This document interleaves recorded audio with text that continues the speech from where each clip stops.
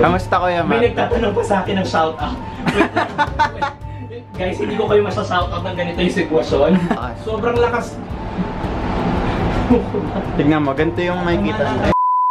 Uy, andyan pala kayo. Hi guys, welcome back to my YouTube channel. And for today, nandito tayo ngayon sa Hong Kong. Kasama ko ngayon si Jiro.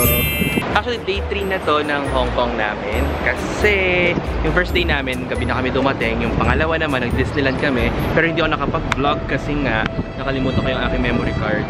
So, wala akong vlog sa Disneyland. Siya meron, kaya panoorin nyo lang sa YouTube channel niya. Nandito kami ngayon sa Central Station. Naghihintay kami ng parang representative ng Klook. Kasi nag-book kami sa Klook parang a week before our trip ng parang The Peak combo something ticket. So, sabi, may nag-email sa akin na dito daw yung meet-up point namin. 10 minutes before 11 o'clock, merong babae na or merong representative ng Klook na may hawak ng signboard. Lalapitan daw namin, tapos kukunin namin yung mga passes namin going to The Peak. Pero before that, syempre kumain muna kasi gutom na kami. Magi-11 o'clock na po, hindi pa kami kumakain. Wala kami makainan. Hanap tayo ng mga kainan. Let's go! Okay, naka $26 na ako para sa sandwich na to at tubig. Ang tubig nila dito dati parang nasa $6 lang bumibili na. So, ngayon $8 na yung water nila. Yan, ganyang kaliit. Yung sandwich nila dito, ito. Yung sandwich na yan, hindi nila mina-microwave dito. As in, kahit malamig, kakainin mo na siya. Kasi diba sa Pilipinas, pag bumili ka ng sandwich dun sa 7-Eleven, pwede mo siyang iinit. Ito, diretso kain na dito. Yan, nandito na tayo sa Central at dito kami kumakain dalawa. Parang nagpipiknik kami dalawa dito. Kasi wala ka namang kakainan dito iba. So hintayin na lang namin dito yung taga-Klook. Tapos pupunta na tayo sa tram. A few inches later. There you go. Ayun, ang representative ng Klook. Meron siyang hawak na flag. Here's QR code. And put the sticker on first. Okay. And the Madam Tussauds ticket we give you later. Morning. Put a sticker on. This is your one-way ticket. And wait behind the tree, please. Pinadidikit sa amin itong sticker na to sa mga damit namin. Tapos ito yung ticket namin sa The Peak Tram. Ayan, naidikit na natin. Meron tayong mga pang mosquito repel. Sa photographer. Pag tinawag oh, yung may mga kulay orange badge. Iba-iba kasi yung photographer. Nga green ka, ibang photographer. Ka. Pag umakyat ka doon, ligwa ka sa mga ibang photographer. Tapos kapag wala, cellphone lang nung ganyan ka magpa-picture, no? Ganyan lang, ganyan. Yun na po, nag-start na po ang aming field trip. With Klook. With Klook. Ayan, oh. Yan, naalala ko pa tong lugar na to. So doon kami pupunta kasi doon ang station ng Skytram paakyat ng The Peak. So ayan, dahil nakapag-book na kami sa Klook, ayan, dire-diretso na lang kami doon. No need to buy tickets here and no need to line doon sa mahabang line sa loob. Yan ang tram, sasakay na tayo. Kaming dalawa ay nakatayo dito sa dulo ng Skytram. Napakaswerte naman na. Ha? Sa lahat ng tabi tayo. Kaya tayo pa yung nakatayo. Sobrang puno. Bugan mo. Bye guys. Bye. First time ko magsa-Skytram ng paakyat. Ang nasubukan ko na Skytram yung pababa lang. Parang dumidikit na ako sa pader ngayon kasi nga paakyat yung Skytram kasi pag ganun. Sakit na sa ting. Wait lang, uminto. Kinabahan ako. Kinabahan. Umatis. Ang laki ng mukha ako tuloy doon. Anong feeling ko nasa ride tayo ng amusement park. Nandito na kami sa mga mafag na lugar. Yan, makikita nyo. Medyo maputi na po ang labas. Yes. Parang kami umaakyat sa Baguio na parang medyo magaling. Pero sakto. Pero medyo parang malamig nga. Parang Baguio pero mas malamig sa Baguio. Pero sakto lang. Ayan po, nasa na tayo, mas mataas na tayo sa mga buildings dito sa Hong Kong. Kami tayong bababa. At hindi kami makipagpagbogan dito. Let's go. Dahil nandito na kami sa pintuan agad.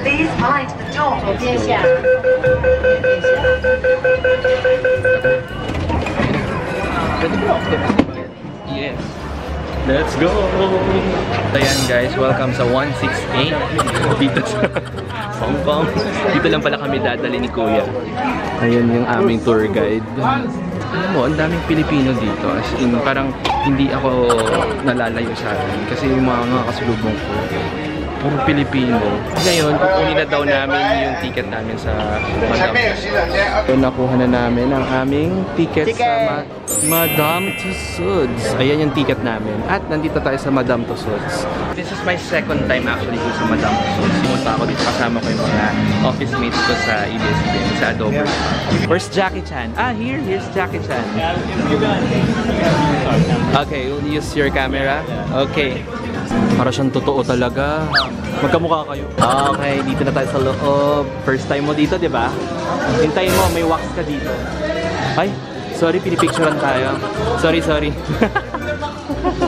Horror house pala. Horror house. Problema ko dito sa Madame Tussauds kasi karamihan ng lugar dito may music.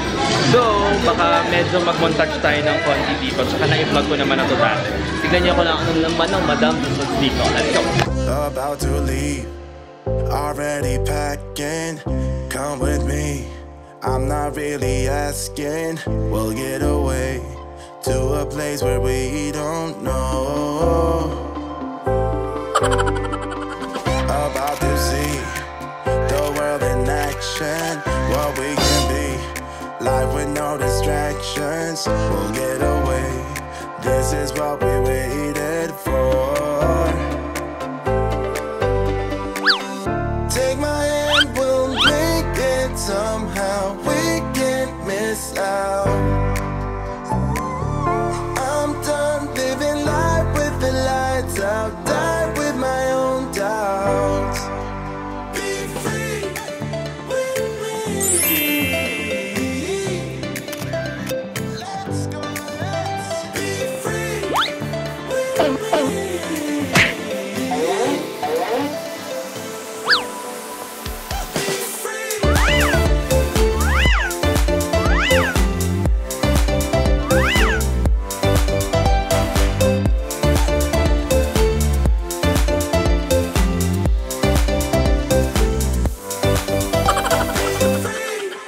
So, ayan, tapos na kami ngayon dun sa Madame Tussauds. Pupunta na kami ngayon ni Jiro sa, ano ba to? Sky Terrace. So, Sky Terrace 428. Sobrang taas na namin. Grabe. Okay. Good. Yeah, boy. Na ang Sky Terrace. First time ko lang pupunta dito sa Sky Terrace. And halatang-halata na sobrang cloudy na dito. Tingnan nyo, puro ulap ang makikita nyo. Tcharan! Ayan. O, diba? Puting-puti po. Ito yung dinaanan ng tram kanina. Yan, pababa dun. Grabe po, diba? Ito na yung masasabi ko. Ang lamig-lamig po talaga dito sa Tagaytay. Nakikita nyo po, ayun yung Taal Volcano. Nasa likuran ko po. Pero seryoso, napakalamig kasi ang hangin-hangin dito sa taas. Okay, so ayan, tapos na kami sa Sky Terrace and bababa na ulit kami para naman kumain. Sasakay na kami ulit kami sa tram, pababa. Pabalik na kami doon. Tapos mag-MTR kami papunta sa City Gate kung saan ang mall na nasan yung Longping. A few moments later. So ayan, we're walking on the street. And a favorite rocket ship going to the sky. With the lines down. Alam mo pala yun? So, binabalikan lang namin yung dinaanan namin kanina kasi baka maligaw din kami. Meron ulit isang batch pa doon na mga imi-meet up yung mga taga-Klook. Siguro ito yung mga nag-book pa ng ibang oras. And alam nyo ba, hindi na namin kailangan pumila ni Jiro dito para bumili pa kami ng ticket. Kasi nag-book na rin kami sa Klook ng MTR Tourist Pass. So, ano siya, unlimited ride siya for 24 hours. So, diba, sobrang hassle-free na niya. Kaya kayo, kung bipunta kayo dito sa Hong Kong, mas maganda mag-book na rin kayo ng mga ganitong tourist pass kasi mas tipid siya sa totoo lang. Kami ni Jiro, puro kami MTR, kaya hindi na kami bili ng bili or hindi na kami nagre-reload sa Octopus card. Dire-diretso na lang kami. As in, tap-tap. Kahit magkamali ka ng labas dito, okay lang. Pasok ka lang ulit ng pasok. Ayun siya, oh. Naka-tourist pass din eh. So we're going to Tung Chung. 20 minutes later. Dito na kami sa Tung Chung Station. Dulong-dulo siyang station pala. Nagpas pa to ng Hong Kong Disneyland Station, yung Sunbay Station. Ngayon, akit na kami sa taas. Bago muna pala kami magpunta sa Nongping 360 kasi hindi pa nga kami kumakain mula kanina. Gutom na kami. Naisipan namin na pumunta muna dun sa City Gate. Medyo familiar na ako dito sa City Gate kasi nung kasama ko yung family ko na nag-Hong Kong kami, dito kami nag-mall. Ayan, itong mall na to. A few inches later. Okay, so kakain na kami ngayon ni Jiro. Ito ang aking order. Noodles. Then may dumplings na pagkadami-dami. And ito. So lahat to nasa, magkano to? $96. So naka $96 kami. Kasama pa yung sa kanya. With the drinks na din. Ba natin itong sa ulam.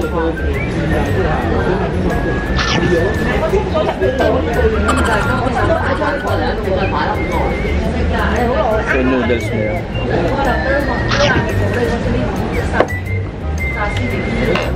Sarap. Sarap siya. Sobrang daming dumplings. 10 pieces na dumplings yung binibigay sa akin. So,